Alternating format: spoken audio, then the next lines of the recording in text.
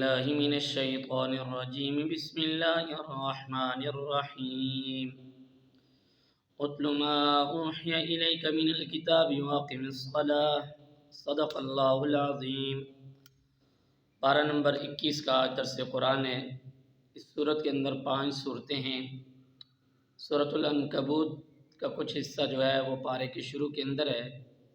اس پارے کے شروع کے اندر اللہ تبارک و تعالیٰ کی ذات نے قرآن کریم کی تلاوت اور نماز کی پابندی کا حکم دیا ہے کہ قرآن کریم کی تلاوت کرو اور نماز کی پابندی کرو۔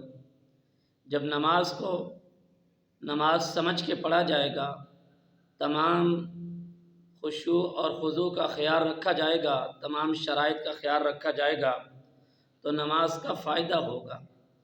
اگر نماز کے اندر نماز کی شرائط نہیں پائی جائیں گی، آداب کا ملحوظ خاطر نہیں رکھا جائے گا تو نماز تو ہو جائے گی لیکن جو نماز کا فائدہ ہے وہ انسان کو حاصل نہیں ہوگا۔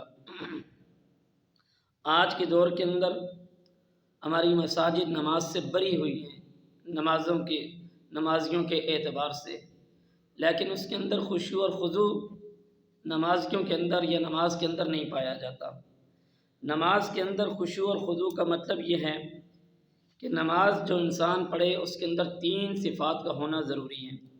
پہلے اخلاص، خشیت اور ذکر اللہ، کہ انسان کی نماز کے اندر اخلاص کا ہونا ضروری ہے کہ اخلاص کے ساتھ پوری توجہ اور دھیان کے ساتھ نماز پڑھے، اور اس کے بعد خشیت، اللہ کا خوف ہو، صحیح اللہ سے ڈر کے نماز پڑھے، اور ذکر اللہ کا ذکر مقصود ہو کہ میں اللہ تبارک و تعالیٰ کی ذات کو یاد کر رہا ہوں۔ کیا یہ حقیقت نہیں کہ ہم آج کے دور میں نماز پڑھتے ہیں، جھوٹ بولتے ہیں، بدکاریاں کرتے ہیں، گالم گلوچ کرتے ہیں، بیہودہ گفتگویں کرتے ہیں؟ نماز تو وہ ہے جو ان چیزوں سے روکتی ہے۔ اگر ہماری نماز اس طرح کی ہوگی جاندار تو اس کا ہمیں فائدہ ہے، ورنہ اس نماز کا ہمیں کوئی فائدہ نہیں ہوگا۔ حضور اکرم صلی اللہ علیہ وآلہ وسلم کی صداقت کی علامات میں سے ایک واضح علامت یہ ذکر کی گئی، آپ امی ہیں، آپ نے کسی کے پاس جا کے پڑھا نہیں ہے۔ نبی کی نبوت کی شرط میں سے ایک شرط یہ بھی ہے کہ آپ امی ہیں۔ جتنے بھی انبیاء علیہ السلام دنیا میں تشریف لائے ہیں وہ کسی کے شاگرد نہیں ہوتے سوائے اللہ تبارک و تعالیٰ کی ذات کے۔ ان کا براہ راست تعلق اللہ کی ذات کے ساتھ ہوتا ہے، تاکہ کل کوئی یہ انگلی نہ اٹھا سکے اس نے میرے پاس پڑھ کے آج نبوت کا یہ دعویٰ کر رہا ہے۔ اس لیے ان کی دلیل جو ہوتی ہے، ان کی جو گفتگو ہوتی ہے، وہ براہ راست اس کا تعلق اللہ کی ذات سے ہوتا ہے۔ وَمَا يَنطِقُ عَنِ الْهَوَىٰ إِنْ هُوَ إِلَّا وَحْيٌ يُوحَىٰ۔ پیغمبر اپنی طرف سے تو لب کشا بھی نہیں ہو سکتے، جو بھی بولتے ہیں وہ اللہ کی طرف سے وہی ہوتا ہے۔ پھر مشرکین مکہ کے مختلف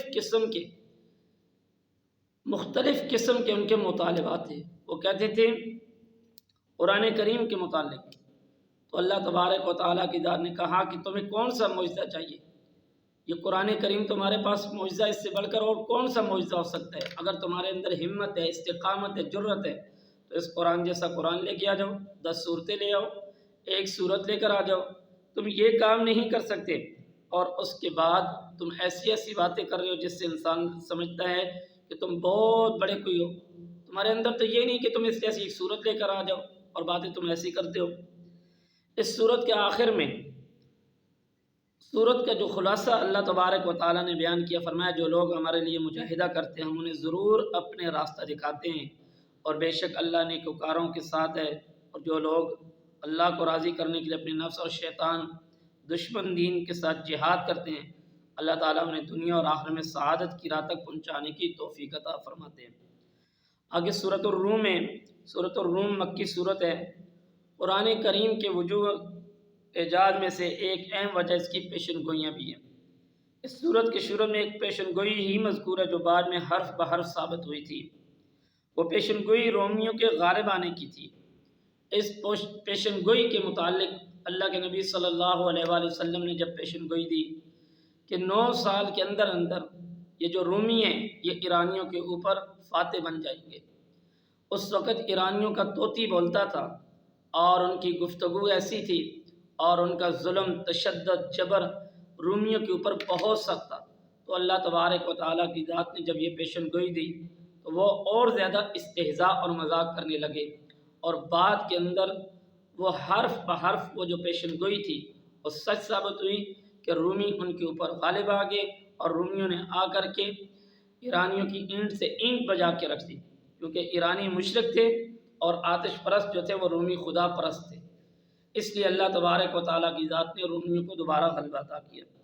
سورۃ روم کے اندر اس مارکے کی حقیقت بتائی کہ ایک ہے رحمان کی جماعت، ایک ہے شیطان کی جماعت کے درمیان قدیم زمانے سے جنگ جو ہے وہ جاری ہے۔ کفر اور ایمان، حق اور باطل کے درمیان یہ مارکا اس وقت تک جاری رہے گا جب تک فیصلہ کن یعنی قیامت کا دن نہیں آ سکتا۔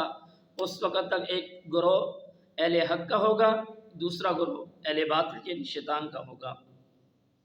اس سورت کے اندر اللہ تبارک و تعالیٰ کی ذات نے اپنی وجود، اپنی عظمت اور اپنی وحدانیت، اپنی صفات کے 7 دلائل ذکر کی ہیں۔ پہلی دلیل، اللہ تعالیٰ ایک چیز کو اس کی ضد سے پیدا کرتا ہے، زندہ کو مردہ سے اور مردہ کو زندہ سے پیدا کرتا ہے، اور وہ اپنی قدرت کاملہ سے پیدا کرتا ہے، جیسے نطفہ سے زندہ انسان اور انڈے سے بچہ پیدا کر دے، یہ اللہ کی قدرت ہے۔ اس نے انسان کو بے جان مٹی سے پیدا کیا، مراد اس سے حضرت آدم علیہ نبینا علیہ السلام، یہ ہر وہ انسان ہے جو پیدا ہوا ہے۔ اور نمبر 3، میاں بیوی کے درمیان ایسی محبت پیدا کر دیتا ہے جیسے وہ سمجھتے ہیں کہ ہم دونوں ایک دوسرے کے جسم کا حصہ ہیں، اور ایسا بھی ہوتا ہے کبھی کبھی تو انسان نے ایک دوسرے کو دیکھا نہیں ہوتا، لیکن محبت ایسی اللہ اس رشتے کے درمیان قائم کر دیتے ہیں کہ جیسے وہ ایک ہی جسم ہے۔ اس کے بعد اللہ تبارک و تعالیٰ کی ذات نے ارض و سما، زمین و آسمان کو پیدا کیا، اور انسانوں کی زبانیں، مختلف رنگ، مختلف کلر، مختلف زبانیں یہ اللہ تبارک و تعالیٰ کی ذات نے پیدا کی۔ اور اسی طریقے پر نمبر 5، وہ رات اور دن میں نیند کے ذریعے انسانوں کو سکون عطا کرتا ہے، اور انسان کا جسم ایک مشین ہے جسے اگر مشاغل کے ہجوم میں وقفہ اور سکون نہ ملے تو یہ مشین خراب ہو جاتی ہے۔ نمبر 6، آسمان پر بجلی چمکتی ہے جس سے دل میں خوف بھی پیدا ہوتا ہے اور امید بھی، پھر بارش برستی ہے تو وہ مردہ زمین زندہ ہو جاتی ہے۔ نمبر 7، ارض و سما کا استحکام اور اللہ تبارک و تعالیٰ کی وجود کی باری دلیل آسمان کی چھت ہے جو بغیر کسی ستون کے کھڑی ہے، اس کے نیچے کوئی پلر نہیں، کوئی ستون نہیں، کچھ بھی نہیں۔ یہ سب سے بڑی اللہ تبارک و تعالیٰ کی وحدانیت کی دلیل ہے کہ اتنی بڑی آسمان کی اللہ تبارک و تعالیٰ نے پیدا کیا جس کے نیچے کوئی ستون نہیں، کوئی بھی اس کے نیچے کوئی ستون نہیں۔ یہ اللہ کی وحدانیت کتنی بڑی دلیل کہ یہ کام صرف اور صرف اللہ کی ذات کر سکتے ہیں۔ یہ صورت بتاتی ہے کہ ہر زمانے میں اللہ کا یہ دستور رہا ہے، وہ حق کو باطل پر غلبہ عطا کرتا ہے، کہیں حق مغلوب نہیں ہو سکتا۔ کبھی کبھی ایسا نظر آ جاتا ہے کہ حق مغلوب ہو گیا، حالانکہ ایسا نہیں ہوتا، بلکہ حق ہمیشہ غالب رہے گا۔ اور اس صورت کے اندر متعدد تکوینی دلائل کو بیان کیا جو اللہ کی عظمت اور قدرت کی گواہی دیتے ہیں۔ صورت کے اختتام پر ان کفار کا ذکر ہے جو مردوں کی طرح تھے، نہ آیات الہیہ کو سنتے تھے، نہ دیکھتے تھے، نہ ہی ان میں غور و فکر کرتے تھے، نہ ہی اثر قبول کرتے تھے۔ اور ارشاد ہوتا ہے ہم نے لوگوں کو سمجھانے کے لیے اس قرآن کی طرح ہر مثال بیان کر دی، اگر تم ان کے سامنے کوئی نشانی پیش کرو تو یہ کافر کہہ دیں گے کہ تم جھوٹے ہو۔ آگے صورت لقمان ہے، یہ بھی مکی صورت ہے۔ اس کی ابتدا نبی کریم صلی اللہ علیہ وآلہ وسلم کے جو ہمیشہ کا معجزہ قرآن کریم ہے اس کی عظمت سے بیان کی گئی ہے، جو کہ ہدایت ربانی کا دستور بھی ہے۔ اس کے بارے میں انسان 2 فریقوں میں تقسیم ہو گئے، ایک فریق مومنین کا ہے جو اس قرآن کریم کی تصدیق کرنے والا ہے، اور دوسرا فریق جو ہے وہ کافر ہے جو اس قرآن کریم کی تکذیب کرنے والا ہے، اس کو جھٹلانے والا ہے۔ اور اس کے بعد آگے اللہ تعالیٰ نے اپنی قدرت اور اپنی وحدانیت کے 4 دلائل بیان کیے۔ پہلی دلیل یہ کہ اس نے آسمانوں کو بغیر ستون کے پیدا کیا، حالانکہ ان میں روشن ستارے بھی ہیں، سورج ہے، چاند ہے، یہ ساری چیزیں ہیں۔ فلکیات کی دنیا اتنی وسیع کہ یہ ساری کائنات کا نظام چلانے والی ذات ایک اللہ تبارک و تعالیٰ کی ذات ہے۔ دوسری دلیل وہ پہاڑ ہیں جنہیں زمین کا توازن برقرار رکھنے کے لیے اللہ نے گاڑ کر رکھا ہے، اگر پہاڑ نہ ہوتے تو یہ زمین ہوا اور پانی کی وجہ سے ادھر ادھر حرکت کرتی رہتی۔ تیسری دلیل بے شمار قسم کے حیوانات، مویشی، چھپائے حشرات ہیں جو ان کے علاوہ فضاؤں اور سمندر میں رہنے والے ہزاروں قسم کی مخلوقات ہیں جن کی شکلیں، رنگ مختلف، ہر قسم کی چیزیں، ان کو پیدا کرنے والی ذات کون ہے؟ وہ ایک اللہ کی ذات ہے۔ اس کے علاوہ چوتھی دلیل آسمان سے بارش برساتا ہے جس کے ذریعے ہر قسم کی نفیس چیزیں اگاتا ہے۔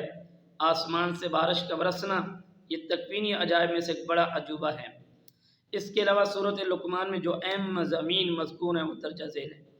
حضرت لقمان علیہ السلام جو کہ نبی نہیں تھے لیکن اللہ تعالیٰ نے انہیں حکمت، دانائی سے نوازا ہوا تھا۔ ان کے اقوال عبرت اور نصیحت کا خزانہ تھے۔ انہوں نے اپنے بیٹے کو جو جامع معنی نصیحتیں کی تھی اور وہ نصیحتیں بڑی اہم تھیں، وہ 5 نصیحتیں۔ پہلی وصیت کہ بیٹا اللہ کی ذات کے ساتھ شریک نہیں ٹھہرانا ہے کسی کو۔ اللہ کی ذات کے ساتھ شرک کرنا یہ بہت بڑا ظلم عظیم ہے۔ دوسری نصیحت یہ تھی کہ جس کا خلاصہ یہ اللہ کے علم سے کوئی چیز مخفی نہیں ہے۔ تم جہاں کہیں بھی گناہ کرو، سب سے چھپ کے بے شک گناہ کر لو، لیکن اللہ سے تم چھپے ہوئے نہیں ہو، اللہ تمہیں دیکھ رہا ہے۔ تیسری وصیت کی طرف توجہ ہے کہ اللہ کی طرف توجہ کی گئی، صورتیں بیان فرمائی، یعنی نماز کو کامل طریقے سے ادا کرو، لوگوں کو خیر کی دعوت دو اور ہر شر سے منع کرو، مصائب و ابتلا پر صبر کرو۔ چوتھی وصیت اپنے بیٹے کو تکبر اور غرور سے منع فرمایا۔ پانچویں وصیت میں بیٹے کو اخلاق کریمہ کی طرف متوجہ کیا گیا۔ چال میں میانہ روی اختیار کرو اور بولتے وقت اپنی آواز کو نیچی رکھو۔ مشرکین کی تردید اور وہ کے بعد آگے سورت کے اختتام پر اللہ تبارک و تعالیٰ کی ذات نے 5 چیزوں کا علم بیان کیا جو اللہ کے پاس ہے۔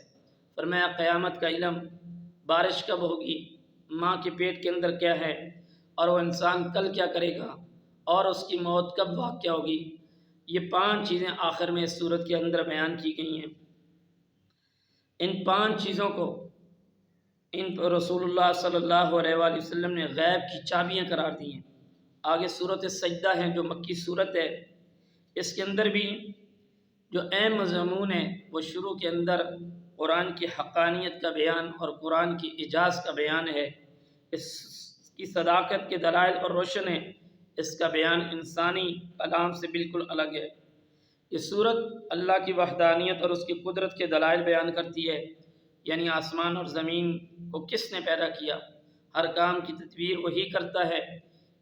پانی کے حقیر قطرے سے انسان کو اس نے تخلیق کیا، شاید اپنی تخلیق کی مراحل کے بارے میں وہ غور اور فکر نہیں کرتا کہ اس کو اللہ نے کس چیز سے پیدا کیا، کیسے پیدا کیا اور اس کی پیدائش کا کیا ذریعہ بنا۔ انسان اس چیز سے غافل ہے۔ یہ صورت مجرمہ اور مومن دونوں کا حال بیان کرتی ہے۔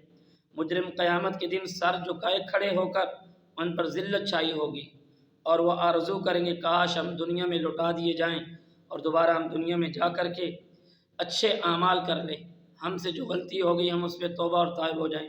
اور دوسری طرف مومنین کے بارے میں بتایا وہ اللہ تعالیٰ کے سامنے جھکے رہتے ہیں، راتوں کو ان کے پہلو بستر سے جدا رہتے ہیں، وہ اللہ کے عذاب سے ڈرتے بھی ہیں اور اللہ کی رحمت سے امید بھی رکھتے ہیں، اور اللہ کے دیے ہوئے اموال کو اللہ کی رضا کے لیے خرچ بھی کرتے ہیں۔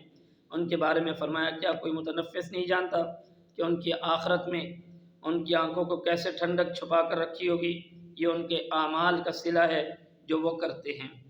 سورت کے اختتام پر حضرت موسیٰ علیہ السلام کو تورات دیے جانے کا ذکر ہے، جو کہ اس بات پر تنبیہ ہے کہ حضرت محمد صلی اللہ علیہ وآلہ وسلم اور حضرت موسیٰ علیہ السلام کی رسالت جو ہے اس کے اندر کافی قریب کی مشابہت پائی جاتی ہے۔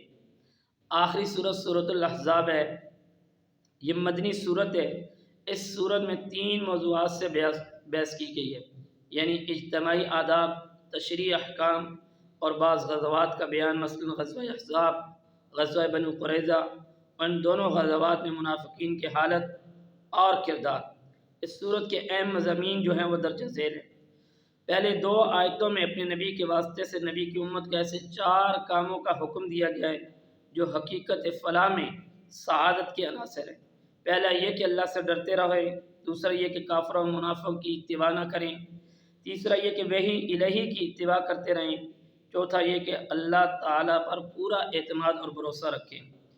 اور ایک بات یاد رکھ لیں، اس صورت کے اندر نہیں بلکہ پورے قرآن کے اندر اللہ نے اپنے نبی کو یا محمد کیا کہ نہیں پکارا، بلکہ یا ایھا النبی، یا ایھا المزمل، یا ایھا المدثر، ان الفاظ سے پکارا ہے۔ تو آگے زمانہ جاہلیت کی بعض معتقدات اور بری عادات کی تردید کی گئی ہے، جن میں سے بعض عقلی اعتبار سے بھی باطل تھی اور بعض شرعی اعتبار سے بھی باطل تھی۔ یہاں آیت نمبر 4 میں جاہلانہ خیالات اور اس کی تصورات کی تردید کی گئی ہے۔ ان کا خیال یہ تھا کہ بعض لوگوں کے سینے کے اندر جو ہے وہ 2 دل ہوتے ہیں، اور اللہ تبارک و تعالیٰ کی ذات نے اس کی تردید فرمائی کہ کسی شخص کے دل کے اندر اللہ نے کسی کے سینے میں 2 دل نہیں رکھے ہیں، یہ ایک ہی دل ہے جس کے اندر ایمان بھی ہو سکتا ہے اور کفر بھی ہو سکتا ہے۔ اس کے بعد جاہلی اظہار یہ تھا، اگر کوئی شخص اپنی بیوی کو انت علیہ کظہر امی، تم میرے اوپر ایسے جیسے میری ماں کی پشت کہہ دیتا، تو ان الفاظ کے کہنے سے اس کی بیوی اس پر ہمیشہ حرام ہو جاتی تھی، لیکن قرآن نے بتایا کفارہ دینے سے بیوی حلال ہو جاتی ہے۔ اسلام سے قبل منہ بولے بیٹے کو حقیقی بیٹا سمجھا جاتا تھا، اس کو وراثت میں حصہ دیا جاتا تھا۔ قرآن کریم نے متبنع بیٹے کو، یعنی کسی کا بچہ آپ نے گھر میں رکھا ہوا ہے، اس کو آپ پال رہے ہیں، تو اس کے بارے میں کہا کہ یہ آپ کا بیٹا نہیں ہے بلکہ اس کے حقیقی والدین وہی ہیں جن سے یہ پیدا ہوا ہے۔ اس کے بعد 19 آیات میں غزوہ احزاب اور بنو قریظہ کی تفصیل ہے۔ یہ سن شوال 5 ہجری میں یہ غزوہ پیش آیا تھا، جب مشرکین کے 10 سے 15 ہزار جنگجوؤں نے مدینہ کا محاصرہ کر لیا تھا، اور یہ جو جنگجو تھے یہ مختلف قبائل کے ساتھ تعلق رکھتے تھے، یہودی بنی نذیر، یہودی بنی قریظہ، جن کا مسلمانوں کے ساتھ یہ معاہدہ تھا کہ ہم آپس میں کوئی بھی اگر مدینہ پر چڑھائی کرے گا ہم اس کا ساتھ نہیں دیں گے۔ لیکن مشرکین نے جس وقت یہ چڑھائی کی مدینہ پر، تو یہ یہودی جو تھے انہوں نے اس معاہدے کو توڑ لیا۔ تو معاہدہ توڑنے کے بعد جب یہ مدینہ طیبہ پر انہوں نے چڑھائی کی، تو حضرت سلیمان فارسی رضی اللہ تعالیٰ عنہ نے نبی کریم صلی اللہ علیہ وسلم کو مشورہ دیا کہ آپ ایک خندق کھودیں، اور اسی وجہ سے اس سورۃ کو سورۃ الاحزاب کہا بھی جاتا ہے۔ تو اسی طریقے پر یہ خندق کھودی گئی، جس کا تقریباً 1 مہینے تک پورے مدینہ طیبہ کا محاصرہ رہا، اور اس کے بعد اللہ تبارک و تعالیٰ کی طرف سے یہود اور قریشی جو لشکر تھا اس کے اندر آپس میں پھوٹ پڑی، تیز آندھی اور طوفان چلا، اور وہ وہاں سے بھاگ کر چلے گئے۔ اور اس کے بعد جس وقت یہ چلے گئے تو نبی کریم صلی اللہ علیہ وآلہ وسلم نے ان دونوں یہودی جو بنو قریظہ اور بنو نذیر تھے ان کا محاصرہ کیا، اور اسی طریقے پر ان کو عیش شکنی کی عبرتناک سزا دی۔ اللہ تعالیٰ نے مذکورہ آیات میں ان دونوں غزوات کا حال اور منتظر بیان کیا، اور مسلمانوں کو بشارت سنائی ان قریب انہیں مزید فتوحات ہوگی۔ چنانچہ مسلمانوں نے فارس، روم، بلکہ 20 سینکڑوں شہر جو ہیں وہ فتح کیے۔ آج کے مسلمان بھی اگر وہی ایمانی طاقت کے ساتھ، اسی ایمانی جذبے کے ساتھ میدان میں نکلے، انشاءاللہ العزیز اللہ تبارک و تعالیٰ کی ذات دین اسلام کو، جو اللہ کا وعدہ ہے کہ اللہ تبارک و تعالیٰ اس دین کو غالب رکھیں گے، یہ دین غالب ہو کر رہے گا، یہ اللہ کی ذات کا وعدہ ہے۔ وہ دن دور نہیں، اگرچہ حالات اور واقعات ایسے نظر آ رہے ہیں، لیکن اللہ کی ذات سے کچھ بعید نہیں، وہ دن آئے گا کہ انشاءاللہ العزیز دین اسلام والے غالب ہوں گے۔ اللہ تبارک و تعالی ہمیں قرآن کریم کی ان صورتوں پر، ان مضامین پر عمل کی توفیق عطا فرمائے۔